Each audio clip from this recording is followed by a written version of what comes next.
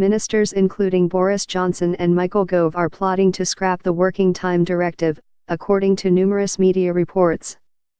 This is a crucial piece of EU law that protects working people and which working people were promised would still apply after Brexit. If Johnson and Gove succeed, 7 million workers could lose their guaranteed legal right to paid holidays.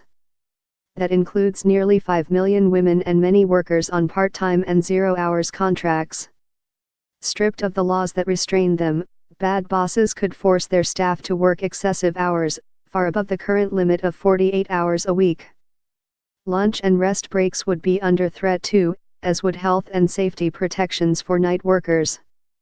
Workers in sectors like health and transport are more likely to make dangerous mistakes if they are overworked and exhausted, so we should all worry about the impact of taking away these legal rights. Theresa May's promise is being put to the test. Will she keep her word? Or is she a hostage to the hard Brexiteers in her cabinet? Since these rules were introduced, in 1998, they have transformed working life and family life too. Everyone deserves the guarantee of time off to rest, relax, and spend with family and friends. And it's not just about the Working Time Directive. If Johnson, Gove, and their allies win on this, they'll surely be emboldened to come after other hard-won rights.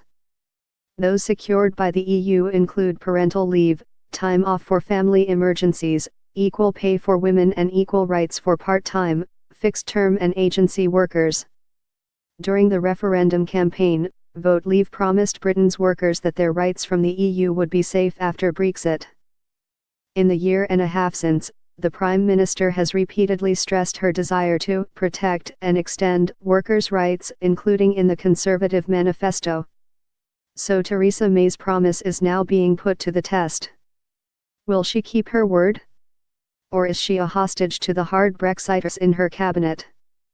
That's why I'm so concerned by the prospect of a Brexit deal modelled on the CETA deal between the EU and Canada. David Davis has called CETA the perfect starting point for trade talks. But CETA puts the rights of corporations and foreign investors ahead of those of working people. Worse still, nowhere does CETA contain any workplace protections to stop countries engaging in a race to the bottom. If we do a CETA-style deal, we'll constantly be fighting a rearguard action to protect our rights at work. Instead, Britain's workers need a deal that not only safeguards the rights we already enjoy, but also in the long run, keeps UK workers' rights apace with their equivalent in Europe. The TUC looked at all the available options for a final deal. We think the best option for British workers is for the UK to stay a member of the single market and the customs union.